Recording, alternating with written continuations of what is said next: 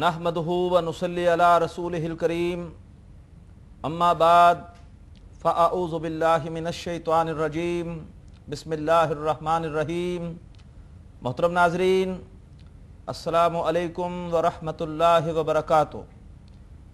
अल्हम्दुलिल्लाह Q campus के इस प्रोग्राम अरबी ग्रामर बराए कुरान फ़हमी में हम सूरतुल हदीद की भी 13 आयतों का तर्जुमा मुकम्मल कर चुके हैं और आयत नंबर 14 का तर्जुमा हम कर रहे थे। आयत नंबर 14 तवील है, इसके जिस हिस्से का तर्जुमा हमने मुकम्मल किया है वो जहन में दोबारा ताज़ा कर लीजिए, फिर इंशाअल्लाह हम आगे बढ़ेंगे। आयत नंबर 14 में अल्लाह ने इरशाद फरमाया, औज़ु बिल्लाहि मिनश्शैतानिर रजीम बिस्मिल्लाहिर रहमानिर रहीम। युनादूनहुम, वो मुनाफिकीन पुकारेंगे मोमिनों को, अलम नकुम माकुम, क्या नहीं हम थे तुम्हारे साथ। मुराद ये कि दुनिया में क्या हम एक साथ नहीं थे। क़ालू, मोमिन जवाब देंगे, बला क्यों नहीं, वलाकिन्नकुम फतनतुम अनफुसकुम, और लेकिन तुमने फितरे में डाला अपनी जानों को यानी अपने आप को। वतरब्बस्तुम, और तुम इंतज़ार करते रहे, तुम गो मगो का शिकार हो गए। वरतब्तुम, और तुम शक में पड़ गए। इसके बाद अगले हिस्से का तर्जुमा हमने आज करना है। आइए तर्जुमे का आगाज़ करते हैं।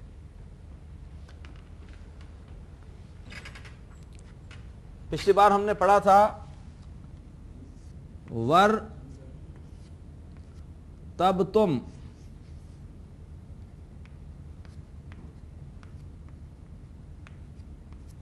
इसके बाद है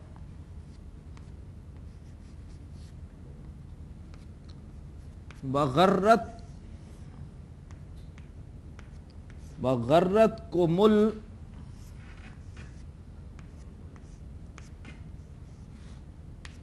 अमानियु, वगर्रत कुमुल अमानियु हत्ता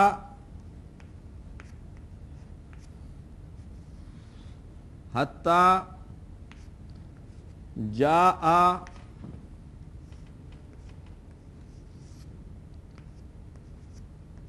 अमरुल्लाह। वर्तब्तुम, इसकी वजाहत पिछली बार हुई थी लेकिन मज़ीद वजाहत की इसकी ज़रूरत है, मैं दोबारा इसको वाज़ेह कर देता हूँ। वाह ये इस्तिनाफ का है चूँकि एक नया जुमला शुरू हो रहा है, और असल में है इरतब्तुम,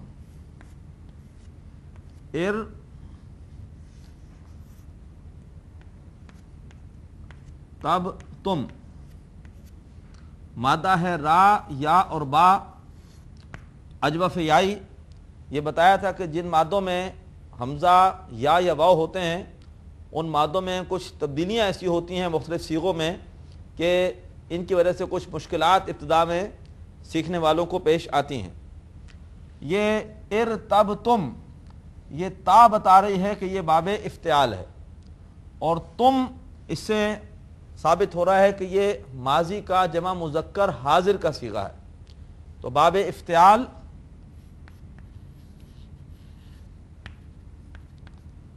और माजी का जमा मुज़क्कर हाजिर का सीगा। तो अगर आप बाबे इफ्तियाल की माजी की गर्दान देखेंगे तो ये होगा इफ्ताअल्तुम, इफ्ताअल्तुम। और जब हम मादा रखेंगे रा या बा तो इससे ये बन जाएगा इरता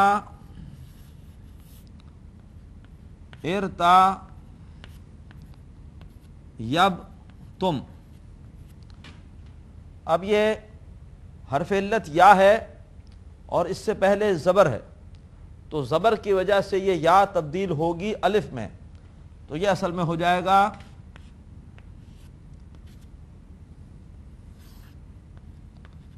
इरता, और आगे अगला हिस्सा। अब चूंकि पढ़ने में मुश्किल होगी, इस अलिफ को पढ़ना मुश्किल है, इस वजह से ये अलिफ हज़फ हो जाती है और हमारे पास रह जाता है الف کے بعد چونکہ ساکن ہے، الف کو پڑھنا مشکل ہے، اس لیے الف حذف ہو جائے گی اور ارتبتم. اور جیسے را یا با، ریب عربی زبان میں کہتے ہیں شک کو. سورہ بقرہ کے شروع میں آتا ہے لا ریب فی، قرآن ایسی کتاب ہے کہ اس میں کوئی شک نہیں ہے. تو باب افتعال میں اس کے معنی ہوتے ہیں شک میں پڑھنا. ورتبتم، اور تم شک میں پڑ گئے، جمع مذکر حاضر، اور تم شک میں پڑ گئے. وغرتکم الامانی، واو یہ پھر استناف کا ہے. غرت مادہ ہے غین را اور را. غرت تا ساکن آتی ہے ماضی کے چوتھے صیغے میں. یہ ماضی کا چوتھا صیغہ ہے. باب ہوتا ہے نصرہ، اور غین را را پہلا صیغہ ہوگا اس کا اصل میں، بلکہ چوتھا صیغہ ہی بنا لیتے ہیں. چوتھا صیغہ باب نصرہ میں ہوتا ہے نصرت. تو یہ بنے گا اصل میں غررت، اور یہ دو را اکٹھے ہو گئے، ادغام ہوگا اور یہ ہو جائے گا پھر غرت.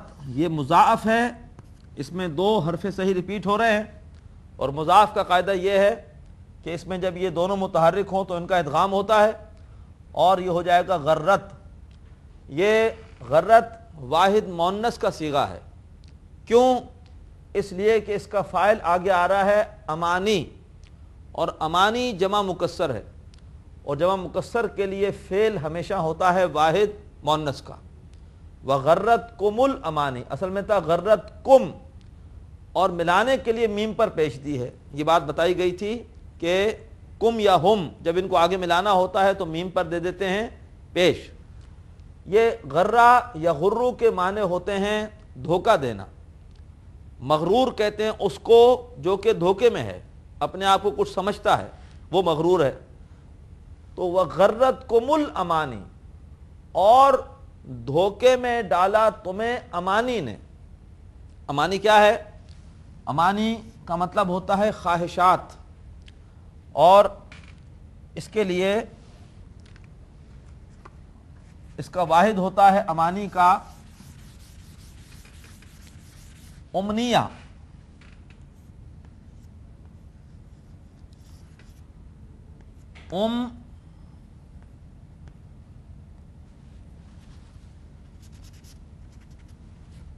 امنیتن،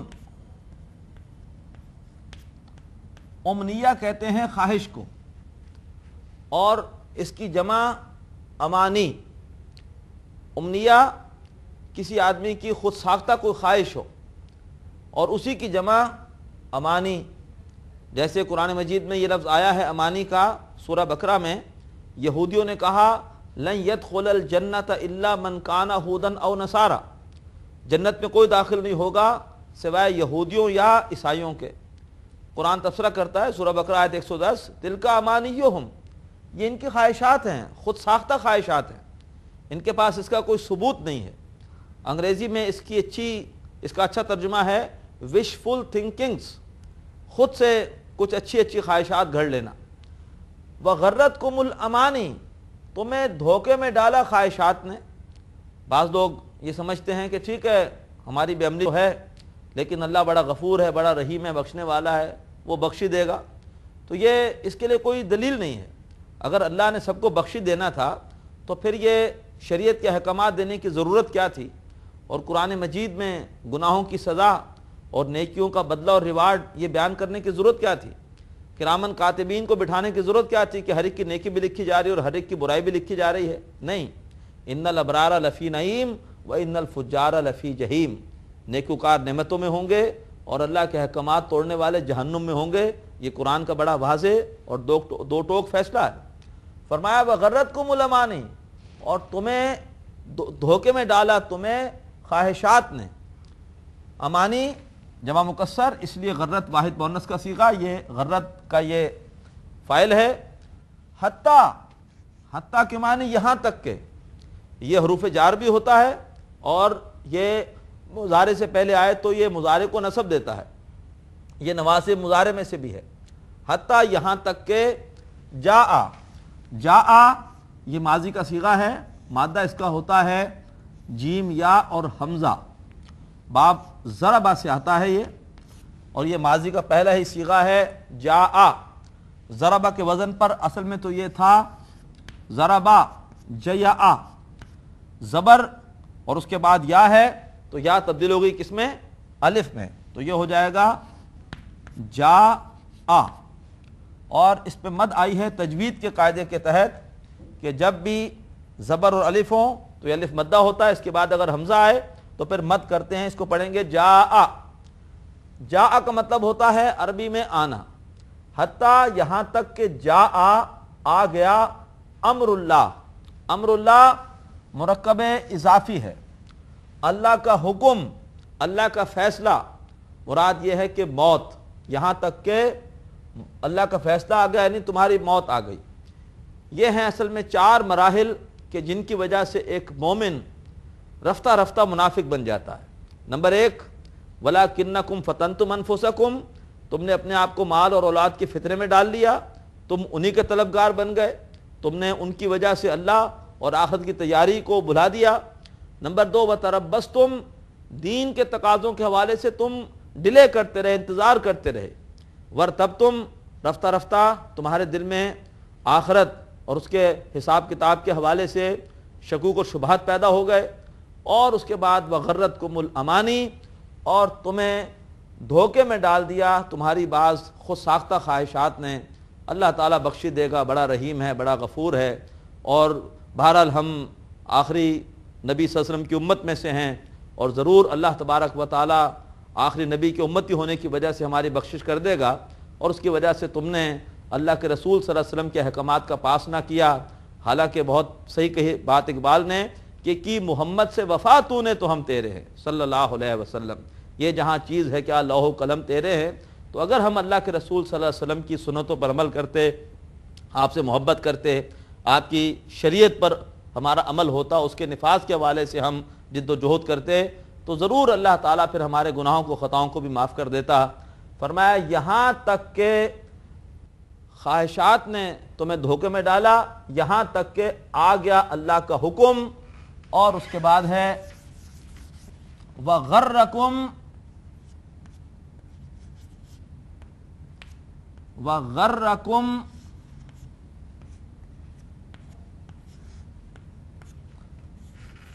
بِاللَّهِ الْغَرُورُ۔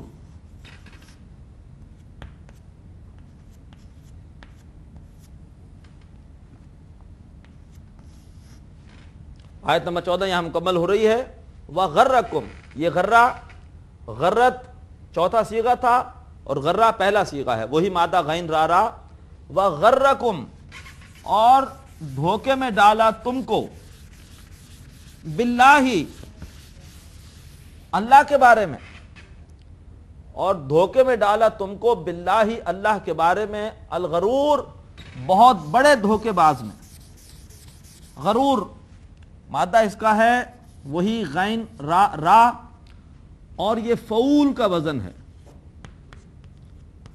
فعول کے وزن پر عربی میں جو بھی فعل آتے ہیں ان میں ایک مبالغہ پایا جاتا ہے، کسی بھی صفت کی زیادتی پائی جاتی ہے۔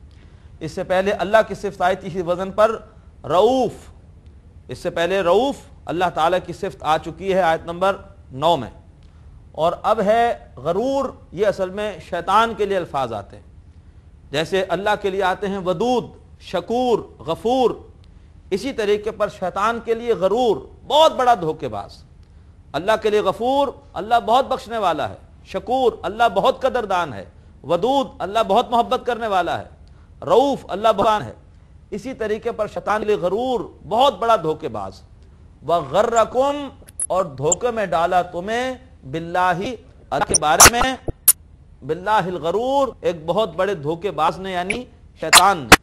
اگر غین پر پیش ہو تو یہ ہوتا غرور، وہ مصدر ہے، اس کا مطلب ہے دھوکہ دینا، اور غرور اگر غین پر زبر ہو تو یہ فعول کا وزن ہے، اس کا مطلب ہے بہت بڑا دھوکے باز یعنی شیطان۔ شیطان اللہ کے بارے میں کیا دھوکہ دیتا ہے؟ اللہ کی صرف شان رحمت کو سامنے کر دیتا ہے، اور جو اللہ تعالیٰ کی دوسری شان ہے اس سے ہماری نظروں کو ہٹا دیتا ہے. ورنہ ہونا کیا چاہیے؟ ہمیں اللہ تبارک و تعالیٰ سے رحمت کی بھی امید ہو اور ہمیں اللہ تعالیٰ کا خوف بھی ہو. سورہ ہجر کی بڑی پیاری آیتیں ہیں.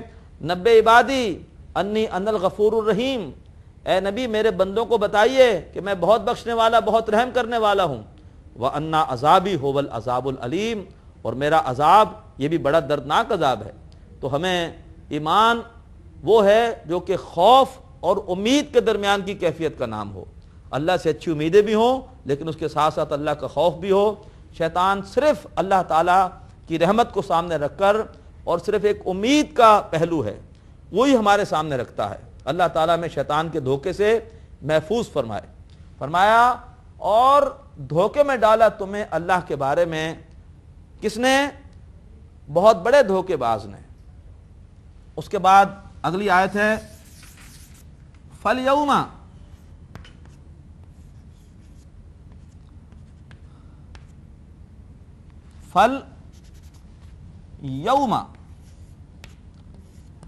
لا یؤخذ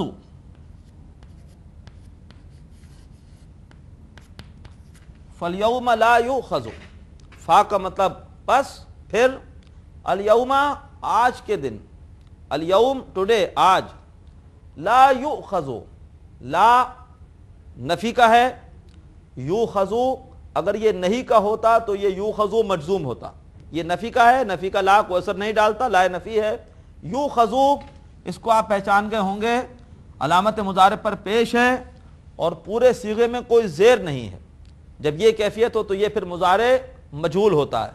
تو یہ ہے لا یؤخذ، مادہ اس کا ہوتا ہے حمزہ، خا اور زال، اور مضارع مجہول کا ایک ہی وزن ہے یفعلو، اس وزن پر یؤخذ، یفعلو یؤخذ، پہلا ہی صیغہ ہے مضارع مجہول کا.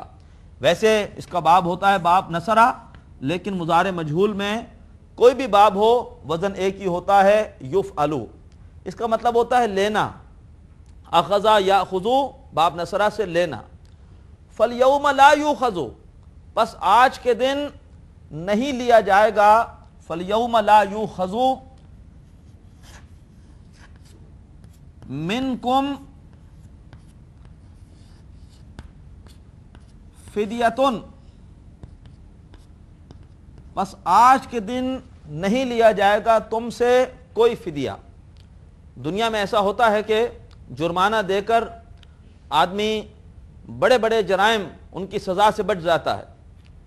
جیسے مثال کے طور پر کسی نے بہت بڑا پیسے کے حوالے سے غبن کیا اور وہ کسی احتسابی ادارے کی زد میں آ گیا، تو جیسے پاکستان میں بھی ہے کہ احتسابی ادارے کچھ ان سے رقم لے کر ان کو چھوڑ دیتے ہیں. تو دنیا میں انسان کچھ رقم دے کر اپنے آپ کو سزا سے بچا لیتا ہے، لیکن روز قیامت ایسا نہیں ہوگا. روز قیامت کوئی فدیہ نہیں لیا جائے گا.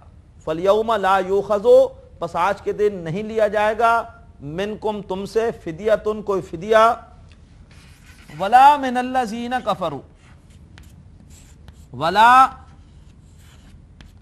من الذین، ولا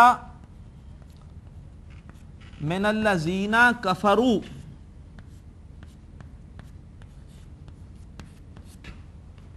اور نہ ہی ان لوگوں سے، من معنی سے جب من کو آگے ملانا ہوتا ہے تو نون پہ زبر دیتے ہیں، اور نہ ان لوگوں سے جنہوں نے، اس میں موصول، اور نہ ان لوگوں سے جنہوں نے کفرو کفر کیا. مادہ ہے کاف فارا اور ماضی کا تیسرا صیغہ ہے کفرا یکفرو، باب نصرہ سے ماضی کا تیسرا صیغہ ہے کفرا کفرا کفرو، اور نہ ان لوگوں سے جنہوں نے کفر کیا. مراد یہ ہے کہ منافقین دنیا میں مسلمانوں کے ساتھ ہیں لیکن آخرت میں ان کا حشر کفار کے ساتھ ہوگا. اللہ تبارک و تعالی ہمیں اس انجام بد سے محفوظ فرمائے. اللہ تعالی ہم سب کو ایمان کی دولت عطا فرمائے. فرمایا فالیوم، پس آج، لا یؤخذ نہیں لیا جائے گا منکم تم سے فدیۃ کوئی فدیہ، ولا من الذین کفروا اور نہ ہی ان لوگوں سے جنہوں نے کفر کیا. محترم ناظرین، ہم اس وقت آیت نمبر 15 کا ترجمہ کر رہے ہیں۔ تھوڑا سا حصہ ترجمے کا باقی ہے، آپ خود بھی کوشش کیجئے، انشاءاللہ آئندہ کلاس میں اسے مکمل کریں گے۔ آج کی آیتوں میں بہت ہلا دینے والے مضامین ہمارے سامنے آئے ہیں کہ انسان خدا نہ خواستہ اگر منافق بنتا ہے تو اس کے منافق بننے کے مراحل کیا ہوتے ہیں۔ ابتدا میں دنیا کی طرف رغبت، دین کے تقاضوں سے پہلو تہی، دین کے حوالے سے گو مگو میں رہنا، رفتہ رفتہ پھر شیطان دل میں شک کے کانٹے بو دیتا ہے، اور پھر انسان بعض خواہشات سامنے رکھ کر اور اپنے آپ کو دھوکے میں مبتلا کرتا ہے، اور اصل دھوکہ دینے والا شیطان ہے۔ اللہ تبارک و تعالی ہمیں شیطان کے مختلف ہتھ کنڈوں سے، شیطان کے مختلف چالوں سے، اس کے مختلف دھوکوں سے محفوظ فرمائے۔ اللہ تبارک و تعالی اس تھوڑی سی زندگی میں خلوص کے ساتھ، اخلاص کے ساتھ، یکسوئی کے ساتھ اپنے دین کی خدمت کی توفیق عطا فرمائے۔ اللہ تبارک و تعالی ہمیں محنت کی توفیق عطا فرمائے۔ محنت کریں لیکن پھر بھی بھروسہ اللہ تعالیٰ کی رحمت پر ہی کریں۔ آج ہم اسی پہ اکتفا کر رہے ہیں، اجازت دیجئے۔ وآخر دعوانا ان الحمد للہ رب العالمین۔ ناظرین، ابھی آپ نے پروگرام عربی گرامر برائے قرآن فہمی کا لیکچر نمبر 45 ملاحظہ فرمایا۔ اب آپ کے سامنے اس لیکچر سے متعلق سوالات پیش کیے جا رہے ہیں۔ ان سوالات کے صحیح جواب دینے والے ناظرین کو کیو ٹی وی کی جانب سے کورس کے اختتام پر سرٹیفکیٹس دیے جائیں گے۔ سوالات یہ ہیں۔ پہلا سوال ہے، فاعل جمع مکسر ہو تو فعل ڈیش کا آتا ہے؟ اے جمع مؤنث غائب، بی جمع مؤنث حاضر، سی واحد مؤنث غائب۔ دوسرا سوال، جاء کا مادہ ہے ڈیش، اے جیم یا حمزہ، بی جیم حمزہ یا، سی جیم واو حمزہ۔ تیسرا سوال، یوخذو ڈیش کا صیغہ ہے؟